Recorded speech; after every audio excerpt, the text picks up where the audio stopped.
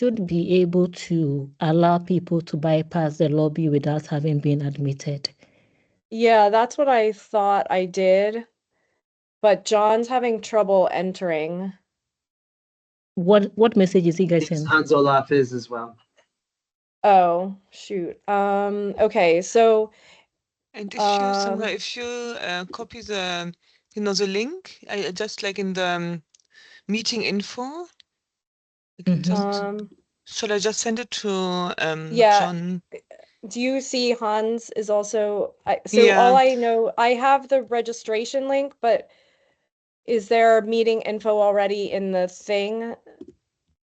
Let's see.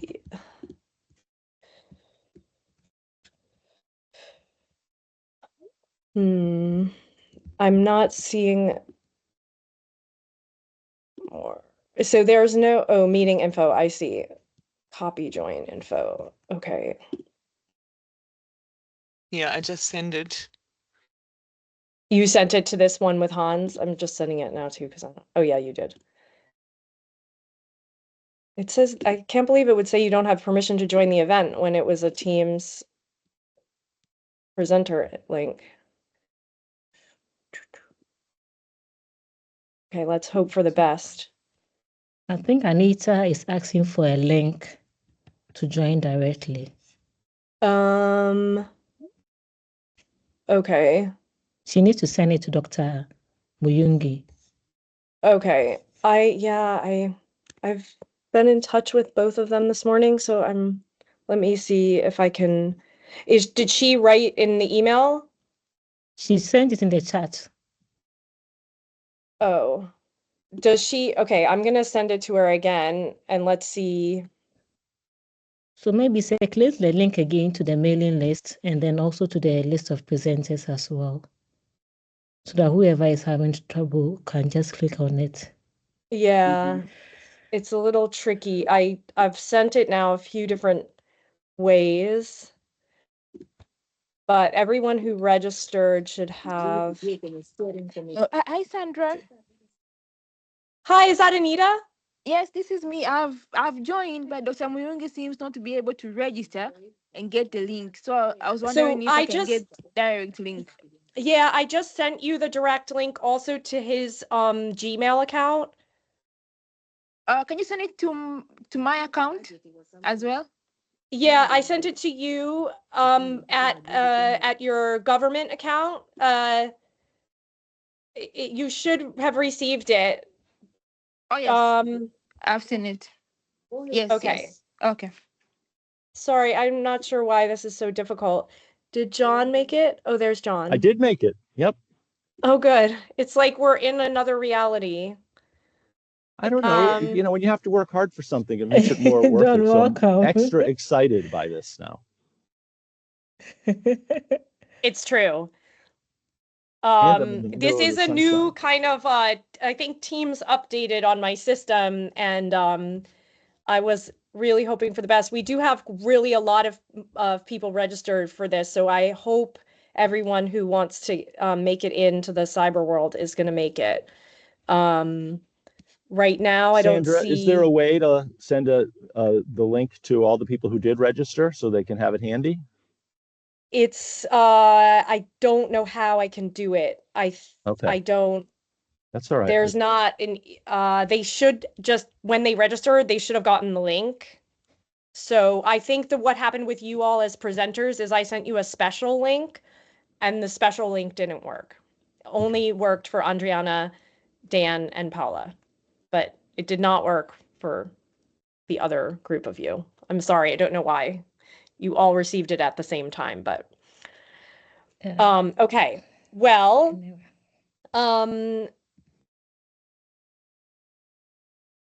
okay. So I would like to know if anyone can see my screen and if they can see the welcome slide for today's webinar. Yes. I can. Yeah. Okay. So without further ado, I think I will disappear into the backgrounds for a little bit, but I will pop up to help whenever is needed and also to help set time. But really welcome, and just now going to turn over to you, Paula, and and John. And thank you so much. Really looking forward to today's webinar. Just a question before you do that. Have we all been given access to be a presenter? You all should, but let me, why don't we just do a quick test for those who are going to use slides? Hans, would you like to just double check that your slides work? Yes, I have lots of windows up on my computer, so that's the last one. Perfect. Okay, good. Okay, and then Andriana, I have your slides. And Alyssa, do you have slides? No, perfect. Okay, anyone else with slides who would like to do a little test? Okay. And then let me just make sure, I think, welcome Manojit, thank you so much for joining. I think, unless I, excuse me, yeah, we have all colleagues except Dr. Muyungi. Let's wait for Dr. Muyungi. Hold on. Let's see, is Dr. Muyungi here with us? Anita, are you still here?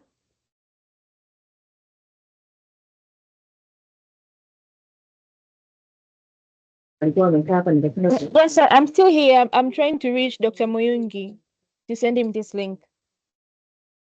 Okay.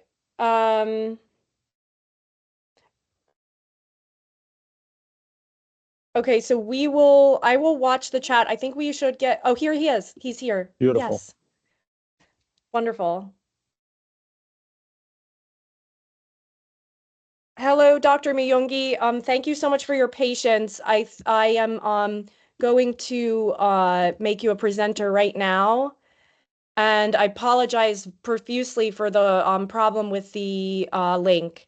I think now you should be able to unmute and see your camera, show your, undo your camera if you can. Yes, thank you so much. It was very difficult, actually. I don't know how this has been set up, but glad to see Hans and many others. I'm really sorry for keeping you waiting for some few minutes. Hans, how are you?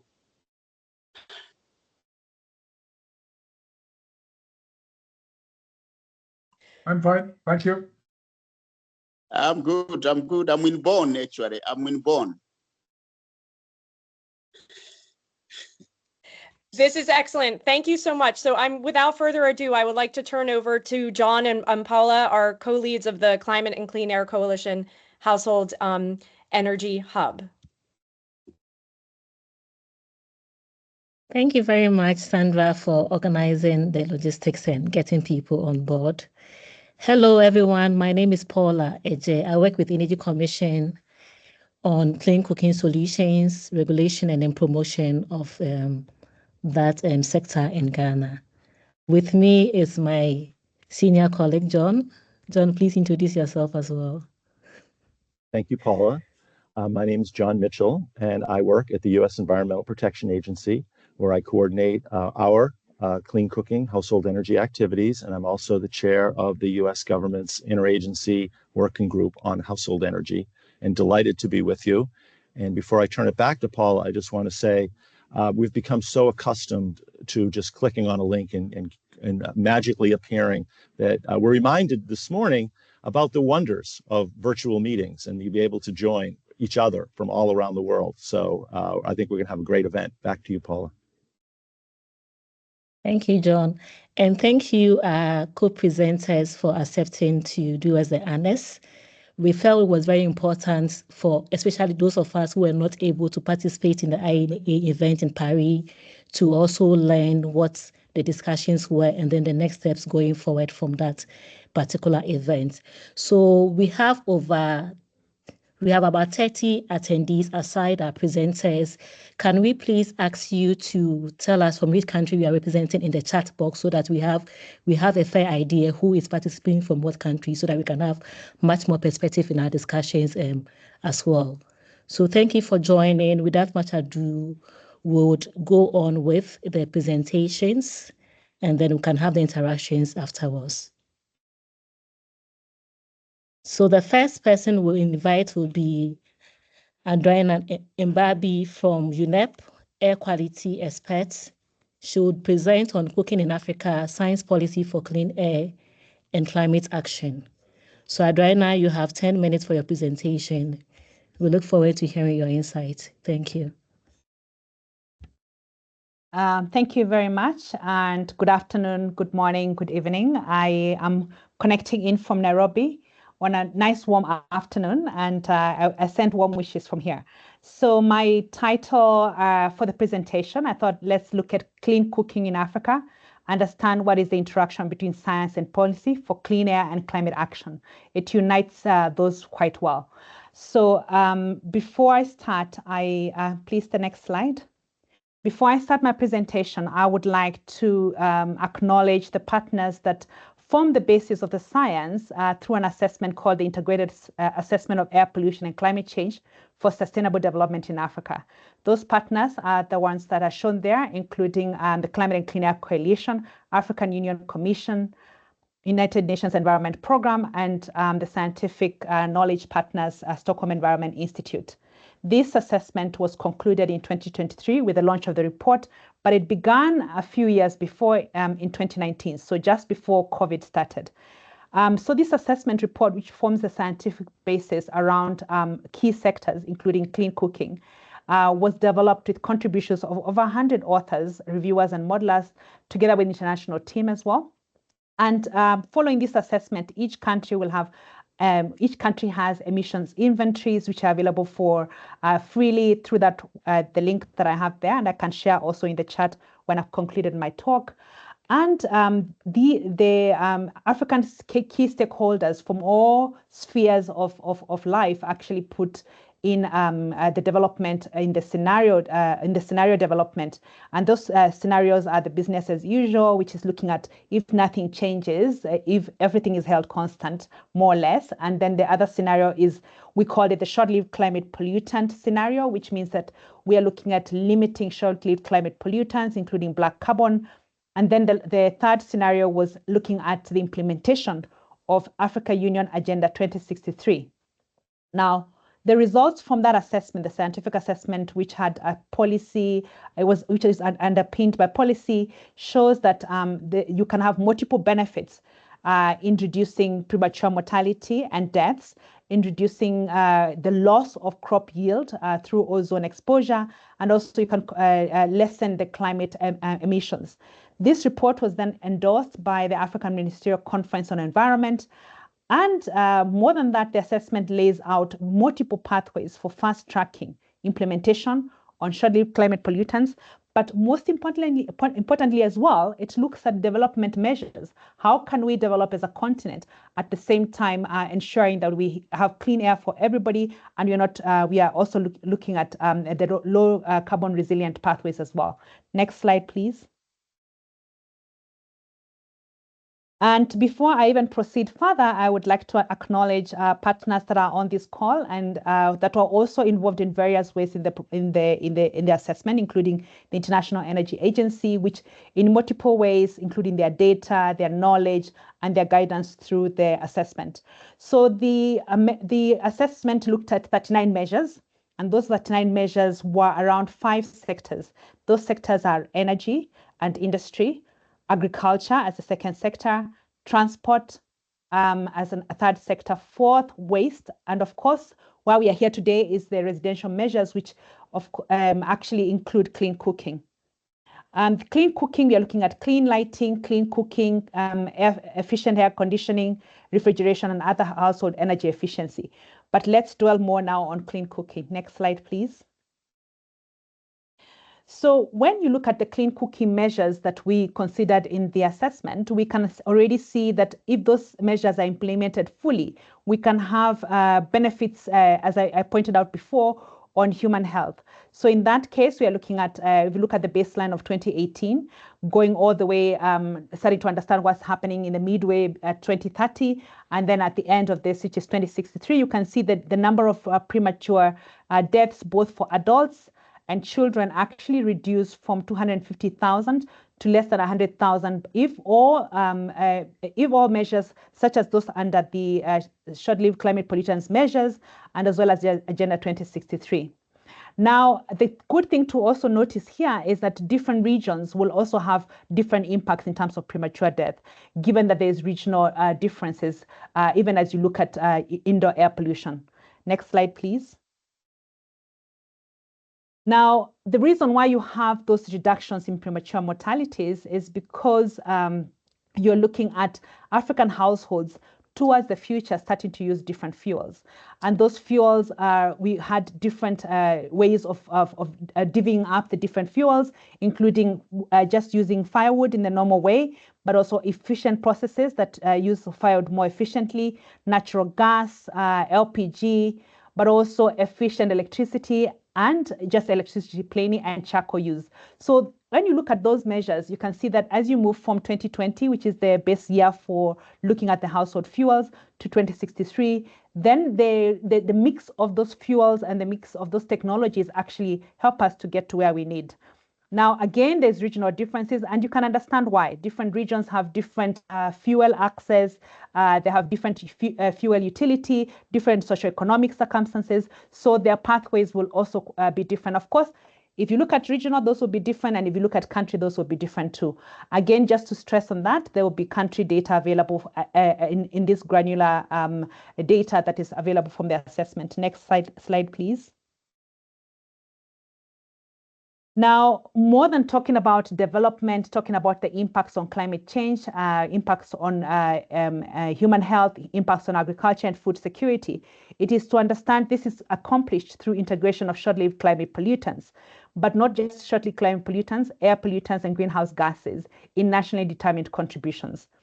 Now, post-2022 shows a lot of countries are beginning to include short-lived climate pollutants within their NDCs. And I guess there is that opportunity to ramp up the inclusion of this, and especially the clean cooking sector offers ample opportunity. And African countries are already taking a lead where they have included these measures within their NDCs. It's also consistent, of course, with the development measures, as you've shown with the science. Next slide, please. So now I've shown you the science, or at least a snippet of the science, because the report is available, and I will share the link in addition to the slides. The policy and governance and strategic frameworks that underpin this science are actually going to be implemented through the African Clean Air Program. So more than just coming up with a report, identifying the measures, and we needed a vehicle to understand how we were going to take this forward. So how will clean cooking be taken forward towards the year of 2063 to ensure that we meet SDG 3, 7, 11, and 13, and really a multitude of SDGs, but more than that, also meet Agenda 2063, which includes the vision of the Africa we want. So the African Clean Air Program stems from was supported by 2 AMSEN resolutions. The AMSEN resolutions also supported the assessment itself. AMSEN, just to remind you again, is the African Ministerial Conference for Environment. And from that assessment back in 2019 in Durban, we received support from all African environment ministers on the development of the proposal. But more than that, in 2022, once we were done with the assessment, we came back and they said we gave the initial results and recommendations. And from that, they noted the completion of that report and urged for the next slide, please. Urged for the African Clean Air Program, which will be led in collaboration with the member states, the regional economic communities, and of course, all the different multiple key stakeholders. Now, this African Clean Air Program is in the process of being defined and fleshed out and planned, and we invite all of you to actually collaborate with this as it's developed. Next slide, please.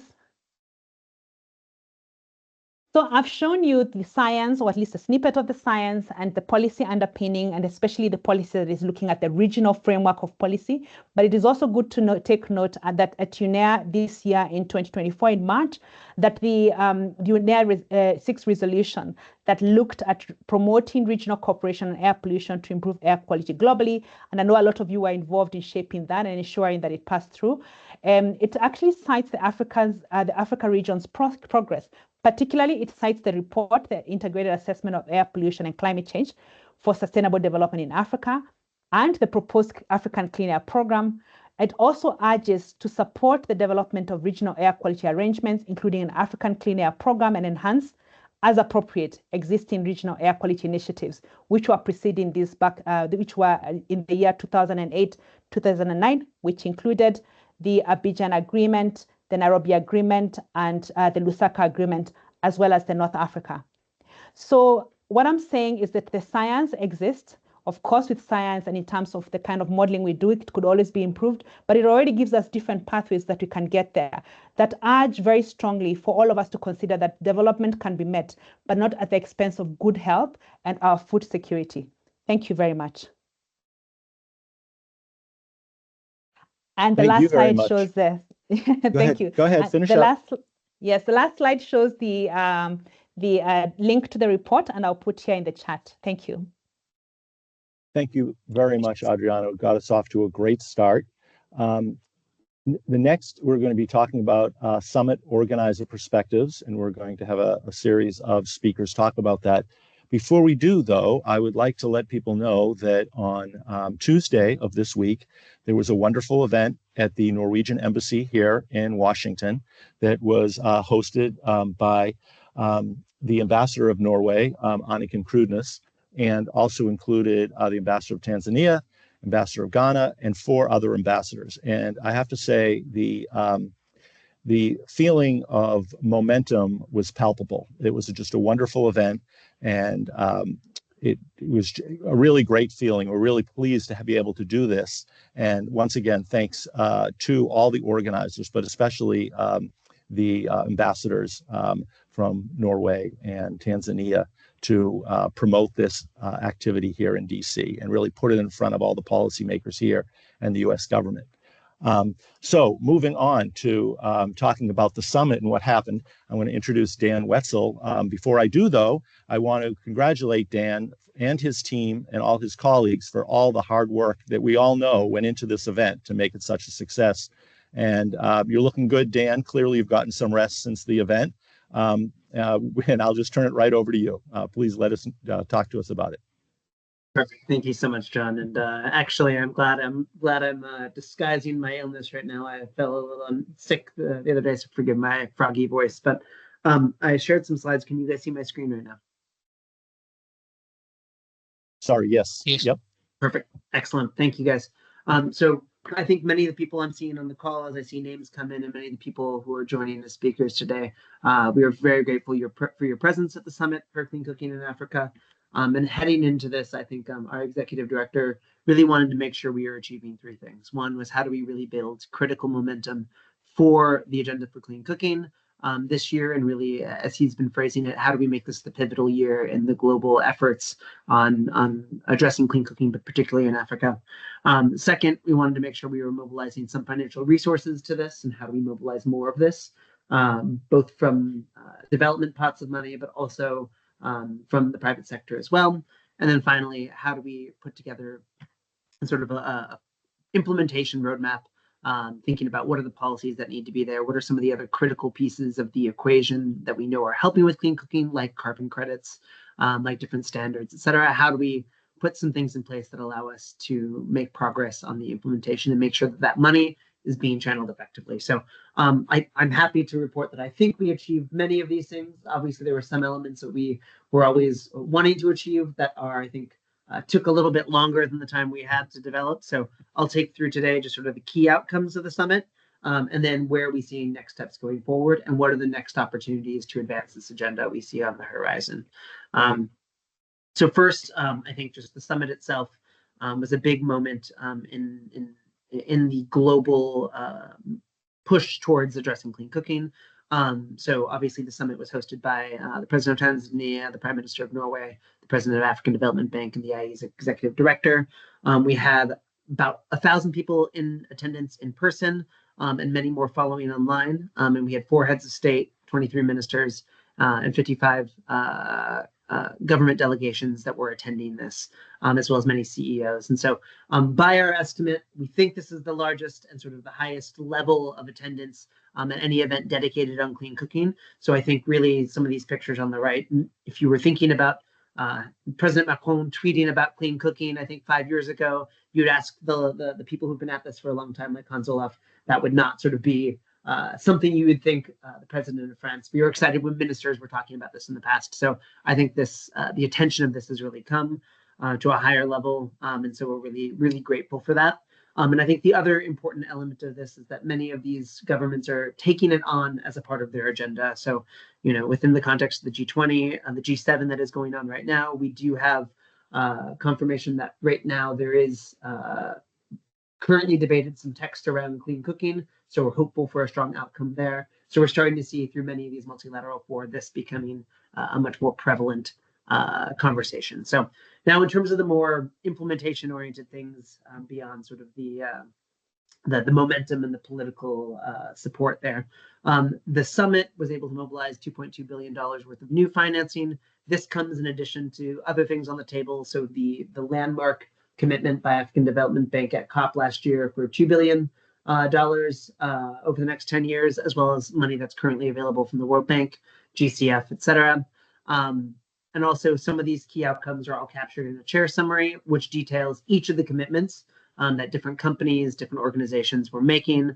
And so this includes sort of the language of saying how they were going to bake that into their plans. Some of those are financial, some of those are other things where they're looking to do new roadmaps to integrate it into their programs, like the World Food Program, looking to do that for institutional cooking, for instance. So I think a lot of great actions that people have committed to that are detailed in that. Additionally, there was a Clean Cooking Declaration, which was a high-level statement of saying, this is the direction of travel. This is sort of the key principles we believe we should follow when addressing this issue. And this was endorsed by 130 organizations and about 25 governments as well, trying to make sure that this is a priority to make advancements there. And then finally, much more specifically, we had about 12 African governments that committed to making clean cooking access a national priority and taking steps to implement proven policy measures within their countries to make sure we're sending the right signals that these countries are taking actions that are proven and sort of drawing attention to when countries and companies are looking to where they place their investments and their development dollars, that these are places where those dollars might be able to go further. So, so coming after the summit, obviously there's a whole host of work to still be done to make sure that these high-level commitments are made into reality. So first and foremost, the IEA will be taking forward the tracking of this $2.2 billion announced at the summit, along with the other tracking that we do on energy data, on access, et cetera, and trying to make sure we're continuing to advance that. So implementers on the ground are getting as close to real-time feedback on how their actions and their efforts are really moving the needle. Secondly, we'll be hosting dialogues. So this will take different formats, but in essence, we wanted to make sure we were connecting donors to like-minded donors to talk about what's working, what's not, how do we make sure that we are finding the right channels to take this forward, but also how do we connect countries that are making this a clear commitment, getting them in front of different donor countries, different companies to facilitate those exchanges and make sure they're presenting the programs and the efforts on the ground and help facilitate that matchmaking effectively if there are programs that need funding, projects that need funding, and making sure that dialogue's happening. Third is providing on-demand country-based support. We know that this is not easy. We heard a lot of great examples from Indonesia, India, and from the governments there, quite frankly saying, we've made a lot of progress. We tried this thing. It didn't work so well. We tried these things. These worked incredibly well. So fostering some of that dialogue, but also really thinking about the policy design and the IEA playing a role in coming and doing some of the analysis that can help support tariff setting and sort of program design and thinking about long-term planning there, doing this with some of our partners as well. One specific one is we had a session on carbon credits, which we know are very critical to some of the companies operating on the ground today, making sure that this is building there. So really, we brought together a bunch of different companies, and I think we're now at 80 that have signed up for this task force in different entities. This task force is really focused on how do we create demand for high quality credits. And this is building on the great work that the US has funded and is led by the Clean Cooking Alliance on the 4C methodology that really tries to address some of the concerns around the quality and integrity of carbon credits for clean cook stoves today. So making sure that new methodology, which I believe will be out by the end of this year if all goes according to plan.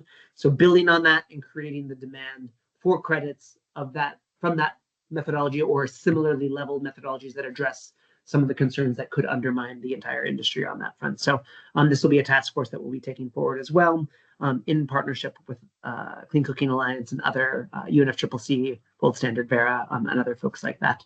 And then finally, continuing to try and find what are new opportunities to put this on the global agenda. So I know there's a possibility of having an event at the UN General Assembly that Tanzania is working with the UN to try to host.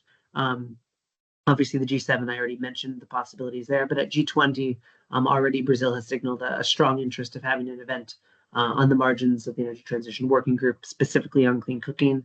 And there's also potential for COP as well. So that's another piece that we'll be taking forward is how do we make sure that we continue to revisit this agenda, setting ourselves milestones to make concrete progress on these plans. So this is only a snapshot of at least what the IEA is planning to take forward, but I know many other partners are doing similar pieces. It's a big piece of work, and it's great to have a large coalition of people coming to support this. So really look forward to connecting with everyone and working in the future on this. So thank you for the opportunity to share, and back over to you, John.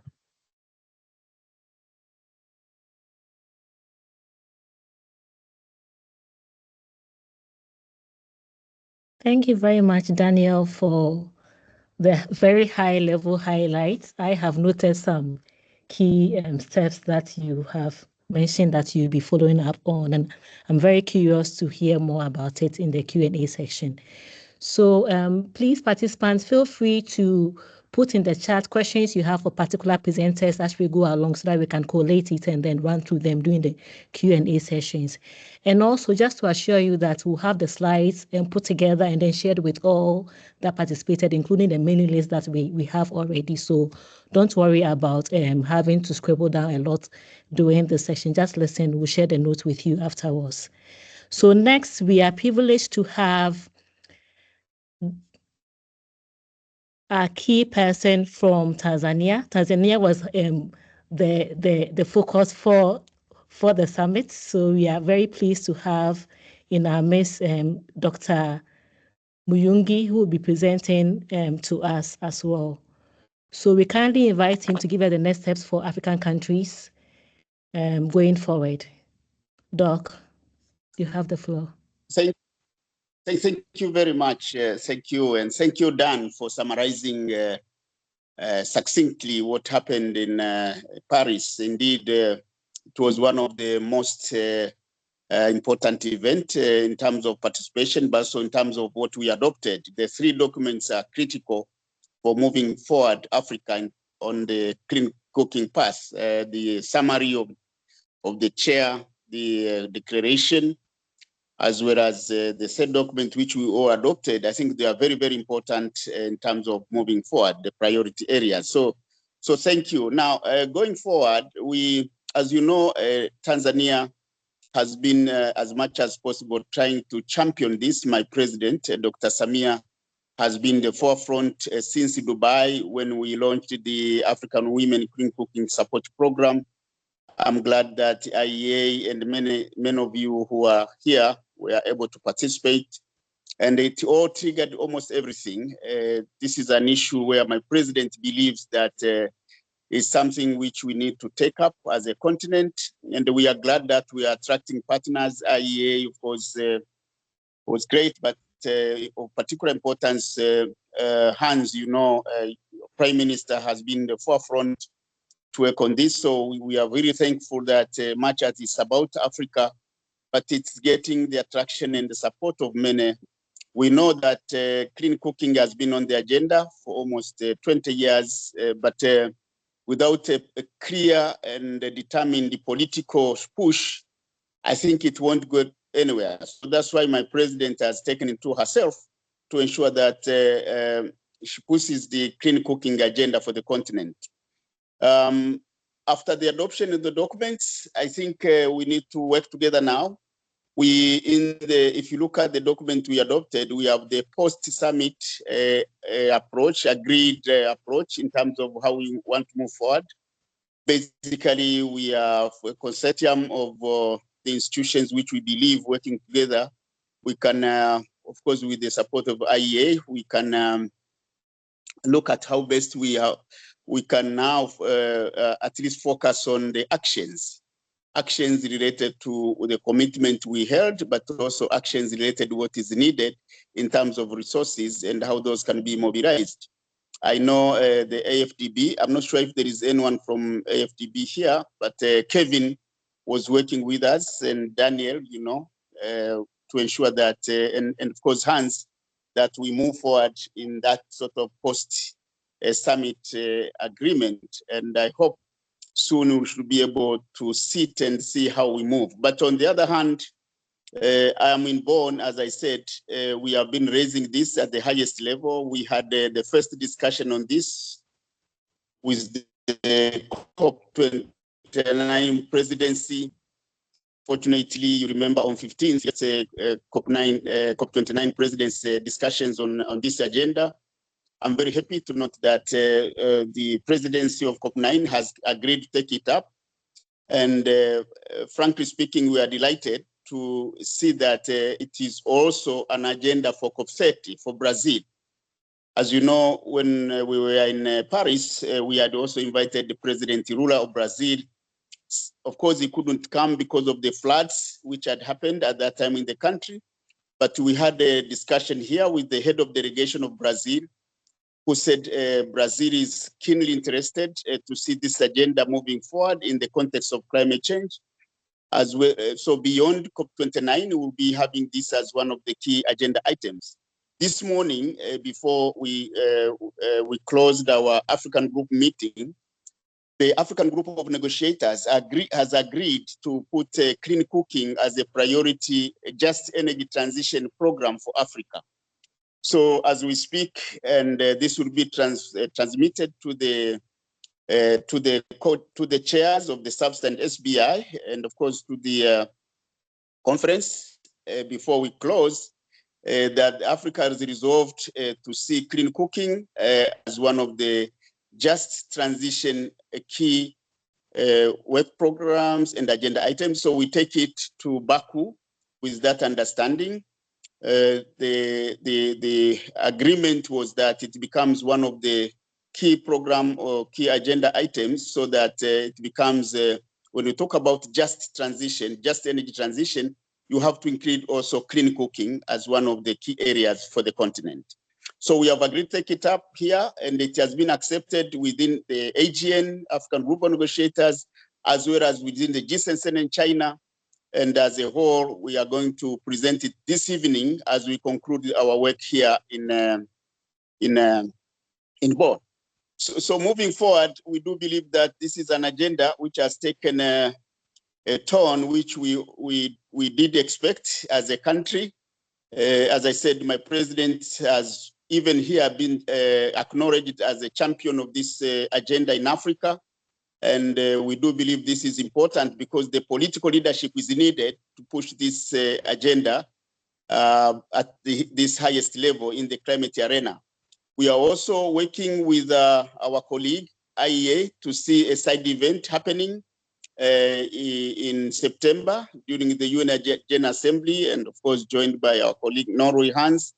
I had a discussion already with the advisor to the Secretary General, who has actually assured me that there will be such a side event. There is already high-level discussions with our ambassador in New York to ensure that it's one of the side events at the UN General Assembly. So this is where we are, and I do believe that with these upcoming events and with this acceptance of the agenda by both the African group and the G7 in China, and of course the whole meeting here, we need to at least capitalize on this momentum. We need to work together on the agreed post-summit actions, and Dan, Serene, and others, of course, Hans, we may need to have another meeting on our own to ensure that all we agreed in Paris and the post-summit actions are taken ahead. So this is what I can say, and really I look forward to working with you all on this. And I do believe that working together, this agenda is going to take the shape we want. Clean cooking is not about health, it's also about climate change, and we see it. It's all about deforestation, loss of carbon sinks, etc. But it's also about gender, it's also about everything, as we were noted during our summit. And I believe it's one of the cross-cutting issues for Africa, which has to remain as a priority. Thank you. Thank you very much, Dr. Nyongi. And thank you for bringing up a few, I think, really key points. One is the importance of elevating this issue at international fora like COP29 and COP30. And also, I think it was important to have a representative from Italy talking about how they have elevated this at the G7 meeting, which is really amazing. And also with Brazil's leadership as the presidency of the G20, it's being elevated there, and of course, leading up to COP30 in Brazil. Thank you also for mentioning all the negative impacts of household energy. Usually we start with that to remind ourselves of the importance of this issue, from health to climate, to the local environment, to gender, to livelihoods, and of course, to ambient air pollution, and that every person around the globe breathes ambient air pollution from household energy emissions. And then, of course, finally, talking about the leadership coming out of Tanzania and African countries is essential to ensuring that we're going to achieve the goals that are put forward. It can't be done from outside. We need local leadership, and we're seeing it. So thank you, and thank your president for leading on this issue. It's super important. Now we're going to turn it over to Hans Olav Ibrik to talk about Norway's perspective on the summit. Hans? Thank you very much. I'm trying to upload my slides here. First of all, thank you to CCIC for giving us this platform to present this issue of clean cooking, which has been close to many of our hearts for a long time. And also thanks to Dan and Richard for presenting the outcome of the successful summit in Paris. And also, Richard, it was really enlightening to hear the progress that you made in Bonn. So thank you for your efforts there, because that's exactly what we need in turn to go forward. So let me build on some of the comments made by colleagues so far. First, I've been trying to advocate for this the clean cooking issue for a long time. And normally we've had about 50 people in the room discussing clean cooking. And in Paris, it was more than 1,000 present. So this is just remarkable. And I think it's a testament to IEA's convening power. But I would also like to add, maybe related to Tanzania's African Development Bank and Norway's convening power. So combined, this turned out to be a really successful event. But of course, now we need to seize the moment and focus on delivery, because that at the end of the day is the most important thing. John, you mentioned the numbers. I've not really heard many of these numbers so far today, but if you can see it on the slide, I'm not going to go into details here, but since this is the Clean Air Coalition, let me focus on the climate issue, the 1.7. There are different numbers out there, but at least I tend to use the 1.7 gigaton. And that's about 3.5% of global emissions. And it's basically also one of the cheapest thing for us to do, even though admittedly it is difficult. But this is something that we need to really put more emphasis on. Moving then to the outcome of the Paris summit, and exactly like has been said by my colleagues, we need leadership on this issue. So that applies to us donors as well as from the developing country themselves. So that's why I think it was an excellent match between Norway and Tanzania here, with the leadership that Tanzania provided, especially when they hosted this event at COP28, which was really successful. I think also helped to pave the way for IEA's and Norway's engagement on this issue. Clean cooking has primarily been a civil society issue until recently, but now I see that it's coming up as a key priority among donors, and we need to build on this momentum. Of course, we've all committed to achieving SDG 7 by 2030. It will be a tall order for us to achieve that target, so we really need to roll up our sleeves and start delivering. Having said that, I think it's also important in terms of moving forward, and that was something at least we aim to do, that each country actually determines their energy mix. So we should be agnostic to the technologies that the countries will be using. I think that clear message coming out from many African countries actually is that we don't have power. So they need electricity or power regardless from which source it's coming. The reason why I'm saying this is that some donors will not support fossil fuels, and that also means then LPG, for instance. And that is some I would rather say sometimes a complicating factor, but of course each donor is allowed to make their own decisions how they're spending the funds. I also note then that the Ukraine situation has actually changed position.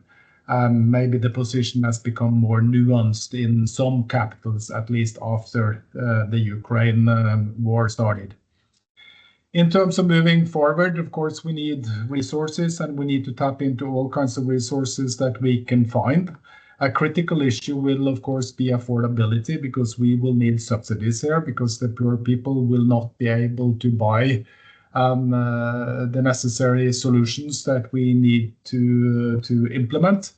So I think we need to take a stepwise approach. We cannot just move to e-cooking and LPG, which is the cleanest sources. Maybe we just have to accept that you have to take one step at a time and focus maybe on improved stoves, and then gradually move towards e-cooking and LPG. For us, of course, domestic resource mobilization is key. We need also to start to, and Dan mentioned this because this was really important at the summit. We need to tap into carbon finance. So that means we need to get the whole system in place, or the whole ecosystem around carbon finance in place in order for us to move forward and tap into this. And of course, at the end of the day, we need to mobilize private sector investments. In terms of moving forward, and Dan and Richard has already mentioned some of the international processes, and you also mentioned it, John. Of course, we have the G7. It was really enlightening to see the communique coming out from the Italian presidency, from the Climate, Energy and Environment Ministers meeting, and you can see it on my slide there. G20 has already been mentioned. We're looking forward to discussing further with Brazil on the roadmap for clean cooking. Norway is a guest country to Brazil this year, so we will also use our platform as a guest country to advance the agenda within the G20. African Union, I still feel that we have some work to do there, Richard. On the Nairobi summit last year, clean cooking was briefly mentioned. Of course, a lot has happened since then. But I also note that the last Africa IDA 21 meeting, there was no reference to clean cooking included in the statement that came out from the Nairobi meeting. So that means we still need to make sure that we have adequate buy-in from African governments at large, and not only the leaders. In terms of the UN, we just completed a global stocktake under the auspices of the President of the General Assembly. A clear call was also made there to give priority to clean cooking. The UN actually prepared a roadmap to achieve SDG 7 and net zero. I'll come back to that later. At the COP, I think, Richard, you mentioned it with encouraging news coming out from Bonn in your discussions with the incoming presidency. I was a little bit disappointed. I have to admit that their cooking was not included in the global stocktake decision at COP28, despite the 1.7 gigaton potential. So again, underscoring that we need to work more proactively with our climate colleagues. Multilateral development banks, and that's IDA 21 negotiations that are ongoing, and the document that has been circulated to us has only one reference to cooking, while there are 39 references to electricity, underscoring again that we really need to work with IDA in the World Bank, and also to IDA donors and IDA recipients to move the issue of clean cooking forward. And I've reached out to several donors already to ensure that we will make some headways. And that's the same with the Africa Development Fund discussions also that will be coming up. We also need the philanthropies to get more actively on this agenda. Of course, the Clean Cooking Alliance is doing a lot of outreach and setting the global agenda. GEAP, the Global Energy Alliance for People and Planet, has so far focused on e-cooking. I think we need to ask them to focus on broader issues related to clean cooking. And then, of course, we have Energia, who has been pushing the gender dimensions of energy for a long time. The UN Energy and the World Bank have prepared a roadmap to basically reach SDG 7 by 2030 and also net zero by 2050. And you see some of the figures here. So the idea then is that you will then start introducing LPG quickly and then gradually move to e-cooking later on towards 2050, and that will of course reduce emissions. There will be a slight increase in emissions because of LPG use, but if you look at the total emissions coming from clean cooking, the interim increase from LPG should be acceptable, at least according to our position on this. I see that time is essence. This is what the roadmap demonstrates. So I just would encourage you to Google this roadmap and take a further look at it, because that tells you where we need to go and also what we have to do. The funding requirements, of course, different numbers are being used, but it's in about to the tune of $10 billion plus minus per year going forward, and I think that is something that should be within reach for us, for all of us, considering the huge benefits. And if you remember, one of the first slide actually showed a benefit figure of 2.4 trillion, even though that's probably not correct. But if that's a ballpark of the benefits achieved to go to clean cooking, it's an indication that the cost-benefit ratio of doing so is huge. So thank you very much.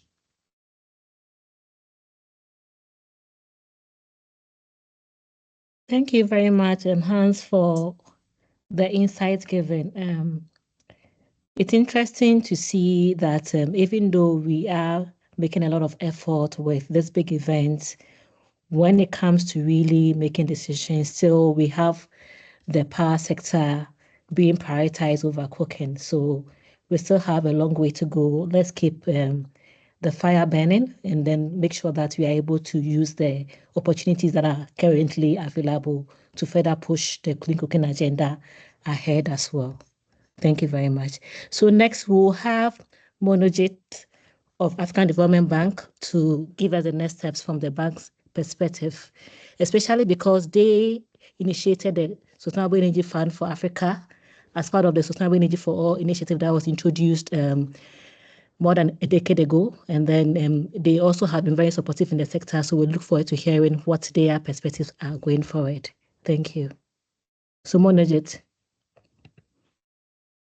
Thank you, Paula. And let me start by, I think people talked about, Hans talked about the sort of convening power of the various parties, but I just want to thank once again the IEA team sort of for pulling everything together in Paris. And I do believe that in the fullness of time that this will sort of probably be a turning point in the dialogue. That said, I think, and I think so far people have sort of given maybe a higher level perspective, and the bank has sort of a sort of operations or financing focus. So I may sort of drill into some specific examples to try and illustrate what it is that we are doing to try and take things forward. And that will complement the perspective that you've had from earlier speakers, I think.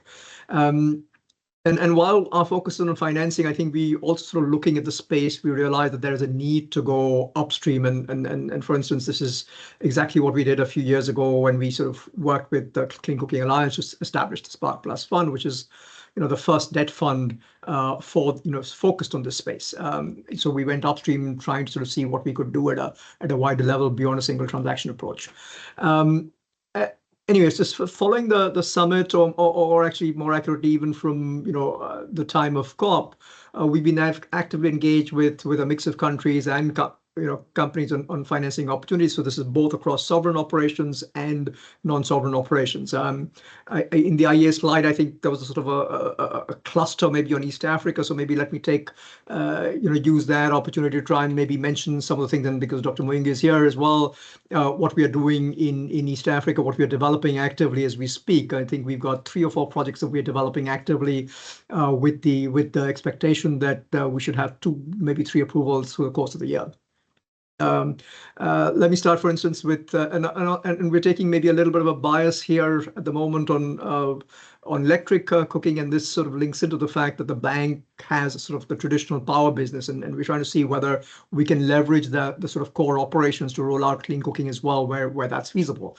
Classic case of that is Kenya, where we've got a long history of sort of last mile connection programs, and we're trying to sort of we're working actively with the Kenyan teams to try and develop and this is contingent on concessional financing being available, a component to sort of scale up the use of electric cooking, working closely with KPLC. We're trying the same thing in similarly in Uganda, working directly with the government there, but also targeting biogas, for instance.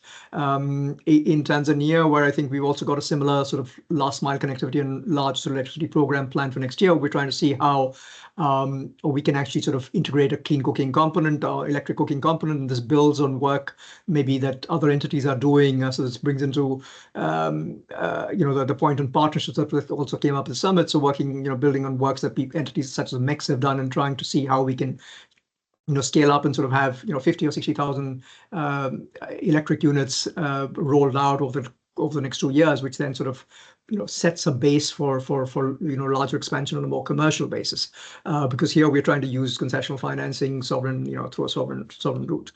In terms of private sector engagements, we are actively looking at, I think, what could potentially be the first carbon finance transaction in that particular space or business model. And if all goes well, we should be able to announce something by the next quarter or thereabouts. And we're also looking at sort of traditional financing opportunities as we speak, and the bank is completely agnostic across solution types. So we're happy to look at LPG, we're happy to look at all types of solutions in the market, because we believe that a multiplicity of solutions is required. Speaking now, we've been speaking about financing at a project level, but I think in terms of complementary work, we also, as I said, we recognize that more work needs to be done upstream, and some examples of this is supporting, for instance, countries with national clean cooking strategy. So we're liaising with Malawi to help them support their national clean cooking strategy. It's something that's being kicked off as we speak, in terms of finding the people who will help the Malawian team do that. Separately, on the private side, we're also working with companies to try and explore whether we need to support very specific market entry studies or some kind of background work or adaptation of technical solutions. So that's again something we're doing. And to do all of this, and as we scale up, I think the issue of financing comes up, and this is where it's in that context that we sort of also announced or approved the setup of the Africa Clean Cooking Program in the context of the Sustainable Energy Fund for Africa. The initial sort of capitalization that we're thinking of for the near term is about 50 million. We're engaging actively with donors. There is positive indication from 1 or 2 parties, and hopefully, again, over the next quarter or so, we should be able to announce something on that front. And here we're looking at a solution or projects that sort of span both the public and private sector, but with a focus on sort of ultimately catalyzing private sector investments. Let me just then sort of close. I think we're running out of time as well. In talking about partnerships and coordination, I think let me also just sort of mention that we've been working closely with the IEA and the Clean Cooking Alliance. I mentioned in different ways, and I think following up from the summit, I think we'll try and operationalize the ideas to operationalize the Africa Clean Cooking Consortium, which will help with tracking, will help with sort of providing in some ways the one-stop shop across the various participants to try and help countries from upstream work to design to actually financing solutions. Let me close with that. I'm happy to take some questions over the next couple of minutes if there are some. Thank you very much, Monajit. And I think we're going to do Q&A at the end, but we would invite everyone to put your questions into the chat now as you think of them, so that at the end we have time. Sandra, did you have a... I just wanted to say, in case anyone has a burning question, I think Manojit might need to leave early. Oh, okay. And in case anyone has a burning question for African Development Bank, I just encourage to put it in the chat right away. And if not, I will email with Manojit after and we'll get an answer in writing. So just if, I'm not sure actually if anybody can raise their hand, but if you are hearing me, just we'll just wait like 30 seconds. And if there is an African Development Bank question, I saw one that I think is related early up the line, not very specific to African Development Bank, but someone did ask. They said that Kenya, through the Ministry of Energy, has developed the National Cooking Transition Strategy, a transparent, data-driven, and inclusive effort to articulate Kenya's cooking sector priorities and aspirations towards achieving SDG 7. How can the $2 billion announced during the summit support Kenya to achieve this goal? So that's I think a lot of what you said, Manojit, does address that. But if there's anything more you wanted to say about that. And then someone says that you mentioned the Africa Clean Cooking Consortium, and can you tell us some more about who this is and who will be involved? And then we can close this. And yeah, thank you, Manojit. Thank you, Sandra. So I think, I mean, in all of these things, sort of continuous dialogue. So in Kenya, we're engaging. In fact, I think one of my colleagues is actually meeting with the Ministry of Energy probably as we speak. So this continuous dialogue in terms of how we can work with them on, you know, I talked about electric cooking, but we're also sort of seeing how we could work on biogas, for instance, and sort of as a next opportunity. So it's a continuous dialogue, and the strategy sort of comes into you know, into the context of those discussions. In terms of the Africa Clean Cooking Consortium, I think the idea basically is, this was something that we announced at COP with the IEA and the Clean Cooking Alliance. Our operationalization sort of put a little bit on the back burner with the preparations for the summit, and we are, you know, working to pick that up now as we speak. But essentially, the idea is that, you know, the various, I mean, you know, these three entities have done various pieces of work or have different strengths. The IEA is, for instance, maybe working on roadmaps in, you know, Tanzania, for instance. And the question then is, you know, how can we pick up as the African Development Bank from that and sort of work towards an investment project, for instance, you know, or the Clean Cooking Alliance coming in with, you know, delivery units that they're putting in place in certain countries, and how can we use that momentum and focus within government, then prepare projects. So we could come in with technical assistance to prepare, you know, specific projects, and then sort of look at financing. So that's the idea, to bring together sort of, you know, in some ways end to end to the extent feasible, and you know, this is meant to be an open sort of grouping. Though, you know, people will come in as required. So you could bring in people who sort of focus on specific technology to sort of help as required. So that's very quickly sort of a snapshot of the consortium. And I think in events over the next quarter or so, I think we'll sort of flesh this out further for people. Oh, thank you very much, Monajit. And thank you, Dan, for your time. And if there are questions, we will direct them to Stephen. And again, thanks for organizing an amazing summit. And we'll be seeing you moving forward. Monajit, one of the things you mentioned, and I really appreciate this, and, you know, built on what Hans had mentioned, is being stove neutral and fuel neutral, and really promoting all clean fuels. I know here at the US, you know, we promote all clean fuels, biogas and LPG and electricity and ethanol. And I really appreciate, Hans, your discussion about the need to have improved biomass stoves moving forward. We know everyone stacks, everyone uses multiple fuels. And of course, we want the cleanest possible stack, but we need to be realistic that biomass will remain a piece of the stack for many people for many years to come. So I think that's really important.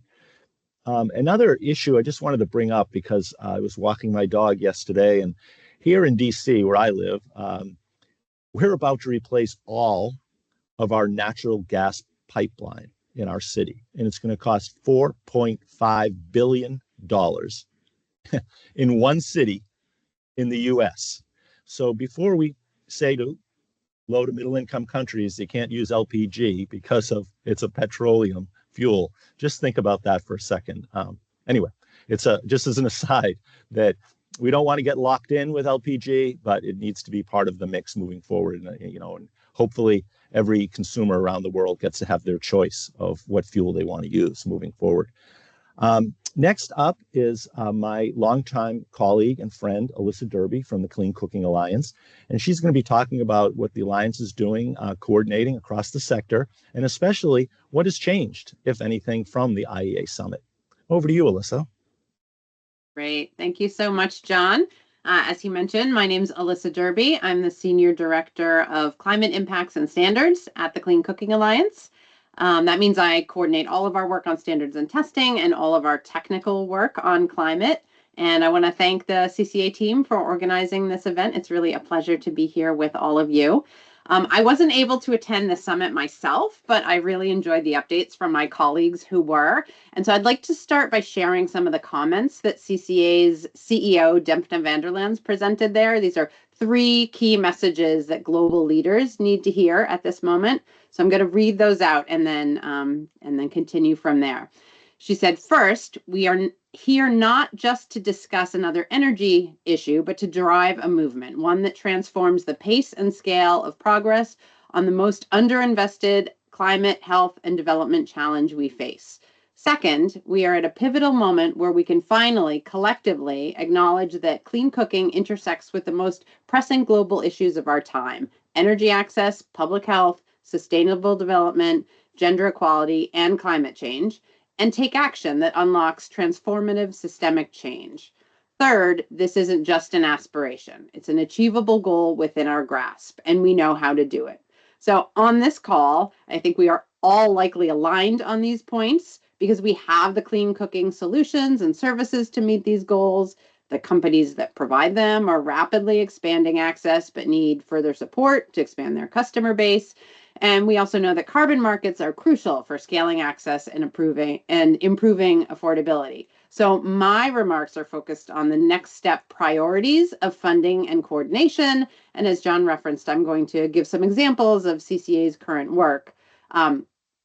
First, I want to go back to Dan's presentation of the results of the summit, including $2.2 billion being pledged to pledged to clean cooking by governments and the private sector, and the fact that IEA is committed to tracking this funding, which will be really important to ensuring that the pledges made are new and result in real projects and real progress on the ground.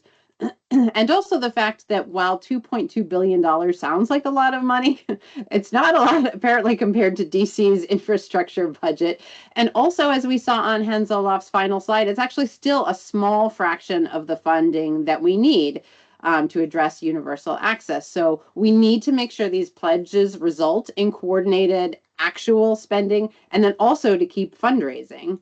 I also want to go back to John's very introductory comments about how he leads the U.S. government's interagency working group on household energy, because that's the kind of whole of government approach that we really need across the world. It's key for our sector because in most countries, U.S. government included, responsibilities can be divided among different agencies, and clean cooking is one of those topics that can get split and fall through the cracks if there's not a coordinated approach to addressing it. And we know that one of the ways to address it, namely a dedicated task force or delivery unit at the highest level of government, as Manojit referenced, can accelerate national clean cooking transitions. And echoing other speakers, we need to support the self-determination of African governments and provide the resources and finance to implement these clean cooking transitions and strategies. As you heard, the governments of Kenya and Sierra Leone have announced plans to develop delivery units with CCA. That happened late last year. And we now have similar ambitions from Ghana and Tanzania, thank you, and Rwanda, and many other countries, which is really exciting. Because by having a clean cooking delivery unit, the ministries of energy and environment have a much stronger mandate and framework to work together to build rigorous clean cooking carbon frameworks, to make progress against national targets that can be better tracked and reported. Policies can be refined to encourage more private sector investment. And clean cooking can be embedded into national health, climate, gender, and development agenda agencies thanks to this more holistic whole of government approach. That said, implementing national clean cooking strategies requires significant funding, like from bilateral donors and DFIs such as the World Bank and African Development Bank, as we also heard from Monaji. And the funding and activities have to be coordinated so that they can be complementary, build on one another, and not have overlapping, duplicating efforts that reinvent the wheel. We just don't have the time or the funding in this space to waste any of the resources that we do raise. I also want to reflect on the fact that we need carbon buyers to commit to purchasing the highest integrity, highest quality credits at a fair price, which is an order of magnitude more than they might be paying right now or in the past. But in return, we can ensure integrity and much, much more effectively than ever before. So Dan referenced the 4C methodology, so I'm just going to take a second to talk more about that. This is a clean cooking, a carbon methodology for clean cooking projects that was created by the clean cooking ecosystem for the clean cooking ecosystem and was only possible through, I will say, extreme coordination through 250 stakeholders, including the UNFCCC, voluntary standards bodies, project developers, researchers, all technical experts across our ecosystem. People refer to it as the 4C methodology, but really those of us in 4C, which is the Clean Cooking and Carbon Consortium, and includes the Clean Cooking Alliance, U.S. Environmental Protection Agency, UNFCCC Secretariat, Berkeley Air Monitoring Group, Stockholm Environment Institute, and CCAC,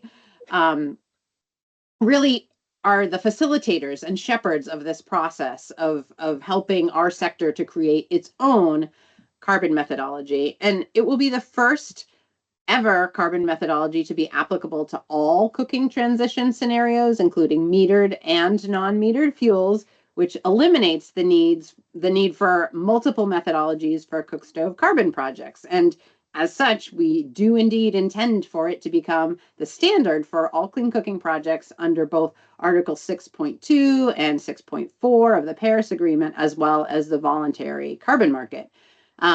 It incorporates the latest science on all the key parameters, addressing all of the criticisms that we've heard recently, and will generate the most realistic emissions reductions to date. It reduces integrity risk, incentivizes best practices, and will bring greater transparency, integrity, and consistency into the ecosystem.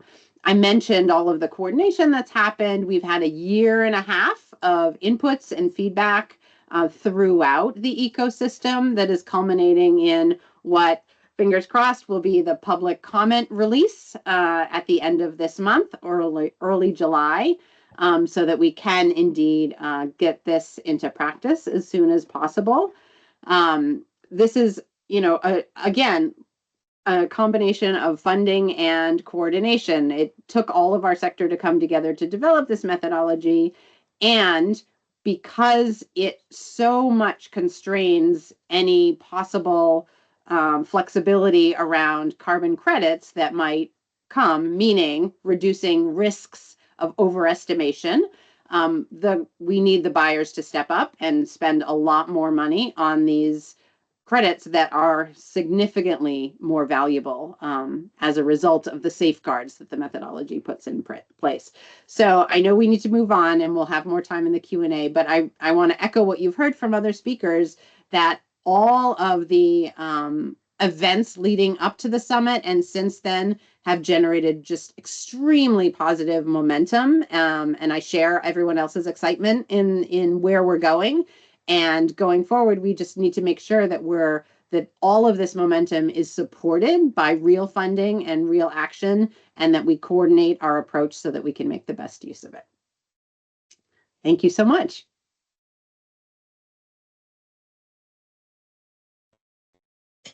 Thank you very much, Elisa, for your submissions. It's very exciting to hear what is going on. But on the other hand, from the country perspective, some of us are a little bit confused as to what is happening in the sector in terms of the leadership. CCA has been known to be the one leading clean cooking agenda globally. And then now we have IEA coming in. So we would want to also hear, at least as part of the discussions, what will be done at your level to ensure that we don't have duplication of efforts. And also people don't get confused as to who is playing what role, who is leading what aspect of the agenda and who is rather supporting. So we need to have those synergies clearly defined so that we don't have confusion going forward. So that is just something I think we would want you to also address in terms of the next steps to ensure that we are very clear on what role each partner is playing so that we don't have confusion of, oh, okay, now IEA is becoming more involved in clean cooking. So what happens to CCA? So let's be also very clear on that as well going forward. So Sure. We have some questions. We'll try to prioritize them, but one key output we want from this event is to be able to also clearly define what role the Household Energy Hub could play in the next steps in facilitating the actions that need to be taken so that at least we know that at least we are all on board and we are heading towards one particular direction. So we would ask a few of the questions. So if Elisa could quickly respond to my question about in terms of who is leading what, so that we are very clear on this call going forward, what role exactly each of the partners are playing. Also, there's a question about the delivery units. What is the status of this delivery unit in the countries you've mentioned? Then we'll do the next one after you've responded. Thank you. Oh, yes, thank you, Paula. So first, let me say we're really excited about IEA prioritizing clean cooking in their agenda and really welcome their participation in the space. I think as you heard from Dan, CCA and IEA are working very closely together for exactly that reason, to make sure that all of our work is well coordinated and complementary and not overlapping and duplicative. We are the task force that he mentioned is one key way that we're doing that. Because Stephen's camera is on, I'll also point out that we have a joint colleague. Stephen is 50% time at IEA and 50% time at CCA because of our commitment to ensuring good coordination among the different sectors. So, I mean, that has always been part of CCA's mandate to help coordinate our sector. And we remain committed to that and are excited to be welcoming new players into the space and to be making sure that we all make the best use of our time and resources. Paula, you asked about how the CCAC Energy Hub can support these activities. I think a lot of the current work that I referenced, for example, about the 4C methodology, will need to be about messaging, and we need all the help we can get to clarify to all of the different players in our ecosystem, to make sure that project developers understand the value to them of signing on with a new methodology that might result in fewer credits per project, but are much higher integrity and reduce the risk of undermining the clean cooking carbon market, which can happen if buyers think that the crediting is inflated. We can't take that risk of losing carbon funding for our sector. We are coordinating with ratings agencies to help them better understand how to evaluate clean cooking projects, which are so different from other carbon projects. So support around the messaging for ratings agencies and VVBs and all of the stakeholders in the ecosystem, as well as to the buyers that you work with. I'm just going to flag John. I see John's comment in the chat about, like, we really need a significant increase in what buyers should expect to pay for credits if they want to have the high integrity, high quality that comes from both doing direct measurement instead of just asking people how much they use their stove, that comes from doing all of the high quality MRV that's associated, that comes from delivering high quality solutions instead of just like moderately better mud stoves. We really need these projects to be high quality in all aspects.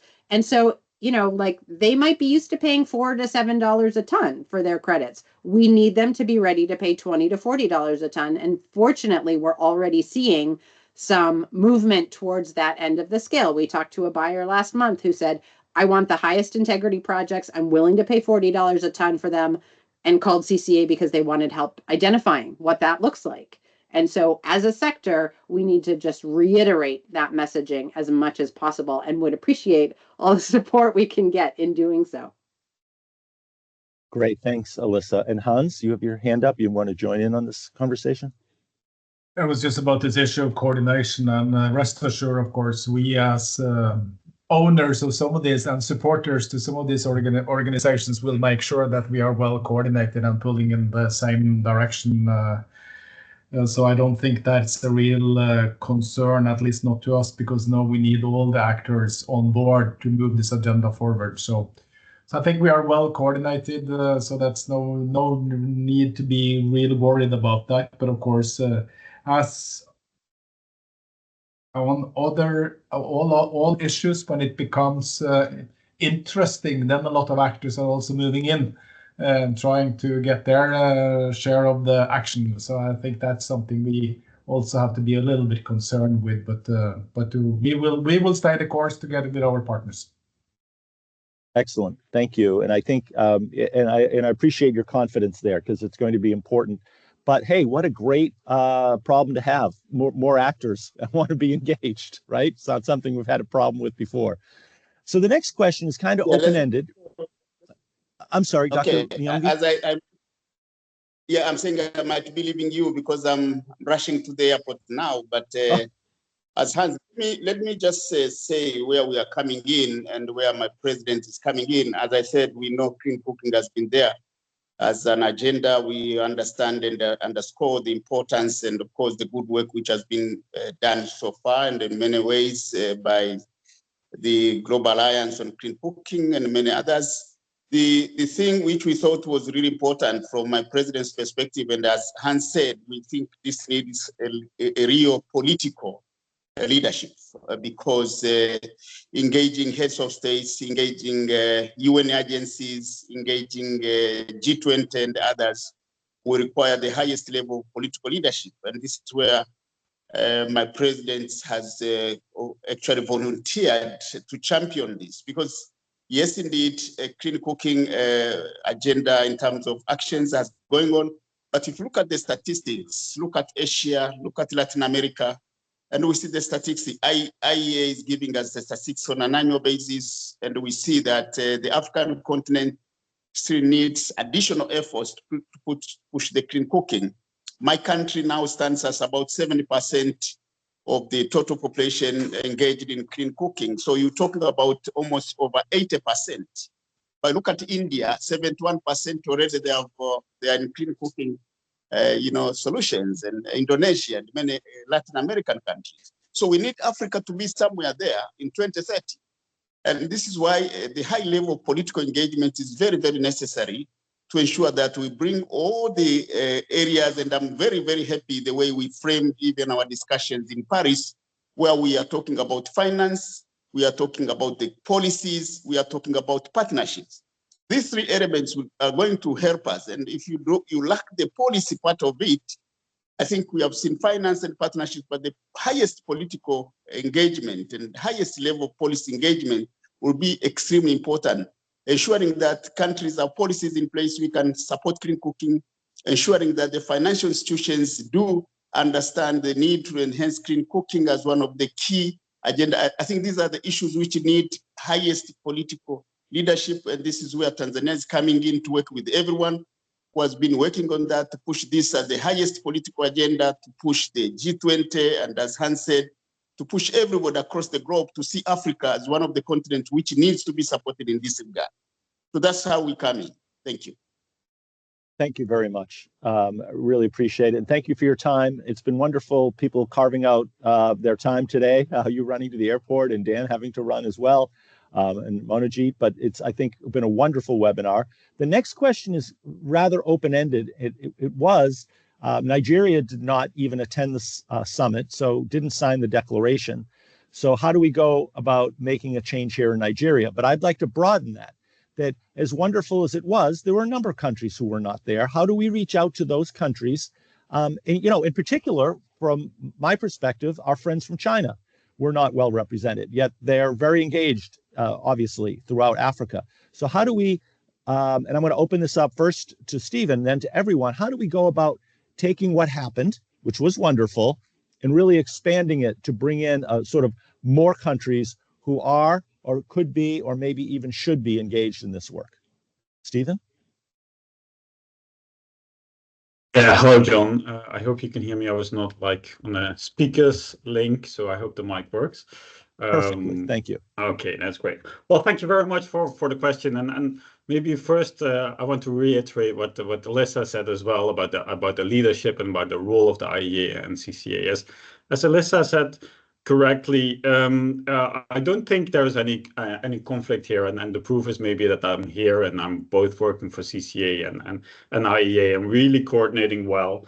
And the IEA itself is of course not an implementation agency. We don't do implementation. We do high-level analysis, and I think that's very complementary. And also what Monojit said in the ACCC, I think we all have complementary skills, and as long as we're coordinating well, I think that is very good.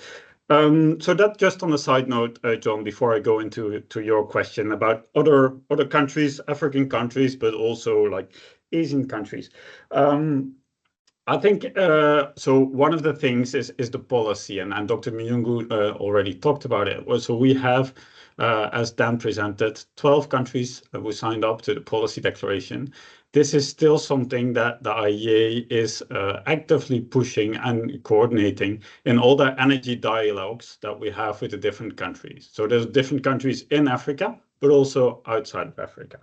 And then there are all the general energy discussions that we have with like outside of policy. So more in terms of investments, more in terms of partnerships that the IEA continues to have as well with various countries, not only IEA member countries, but they have a global outreach to a lot of different countries.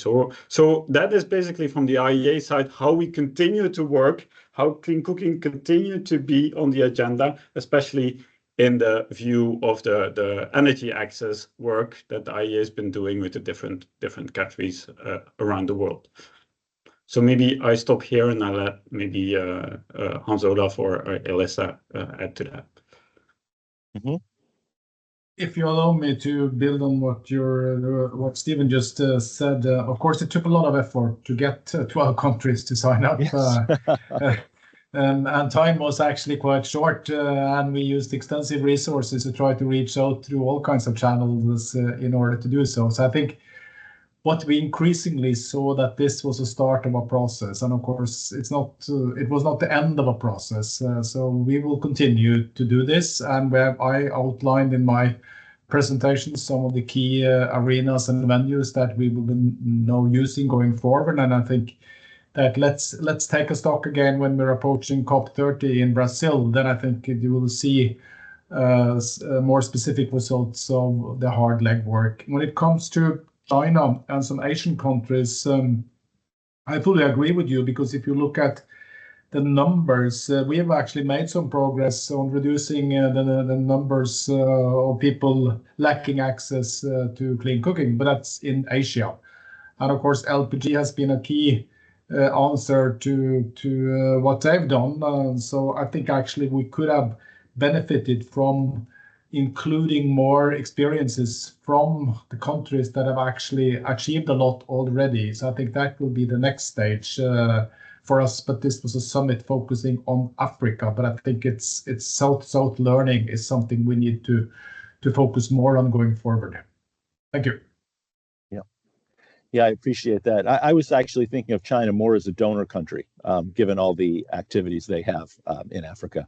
Then you can bring that up in climate negotiations. Yes. I'm going to turn it over to Sandra, evidently, as she just popped on. Sandra. Thank you so much, everyone. I just want to everyone, all the presenters that we had, such an esteemed group today. It's really an honor, honestly, to have this webinar. So we really appreciate everyone's time and all of the different perspectives we were able to hear today. I do want to use one of my minutes to just have a follow-up question, which is to Stephen. You said, and also to Hans, you said this is an ongoing process, but I'm interested in the specifics of how the CCAC can help get more countries to sign on, and what the actual process is, what is who signs and how does that work? And I think the CCAC can help because we have 87 partner countries, and we will be having our ministerial in New York in September, and we will be soliciting commitments from our partner countries, and we could work with you to make this one of the commitments to help encourage more countries to sign on. And so I guess my question is who signs, and can we help? Yeah, thank you very much, Sandra. And I love specifics as well and concrete actions there. So really appreciate it. In terms of signing up, I think the IEA is coordinating the signing up process for the high level declaration and for the policy statements there. So as I said before, we appreciate all the help, and we really would like you to be a part of it. If countries sign up, basically what they can do, want to sign up, they can reach out to me or to Dan, and we'll make sure that happens. And on that note as well, as we were saying about tracking progress, so the IEA is really committed to tracking the progress of the pledges that were made at the summit. And in that perspective as well, we want to give a yearly update on that, on the progress there. And in that perspective, I think it's also very good to include an update on countries that are wanting to sign up to the different declarations and policy pledges. Well, thank you so much. And with my last 10 seconds, I would like to let you know that UNEP has another webinar coming up next week on June 20th. And it will be at 4 p.m. European time, and it's called Powering Progress, Market Creation Strategies for Solar E-Cooking Technologies in Off-Grid and Displaced Communities. And my colleague James Hayslip on the line now is going to put the registration in the chat. And I think it's nice to keep the momentum going and have all of these events and kind of keep ourselves aware of the big community that's working on this important, critical, timely problem that now the world has recognized. So thank you so much to the governments of Tanzania and Norway, and to the leadership of the IEA and the African Development Bank, and also the Clean Cooking Alliance, the US EPA, and everyone else who's really putting a lot of energy in right now. I think we can really make progress. And for all the questions that did not get answered, I'm collecting them, and I'll be working with the presenters to get the answers and share those out. So thank you again. We will send around the slides, and thank you very much for attending the webinar. Thank you, Sandra. Thanks, everyone. Thank you, everyone. And thanks, Stephen, everyone. And sorry, and to my esteemed co-leads. Somebody's asking for your email. Paula and John, how could I forget? My esteemed co-leading countries to the Household Energy Hub. Thank you so much. Paula and John are an amazing team. So thank you for leading us. You're here. Thank you, Sandra. Thank you for your coordination, and thanks to the presenters and participants. Bye-bye. Absolutely. Right. Thanks, everyone. Bye.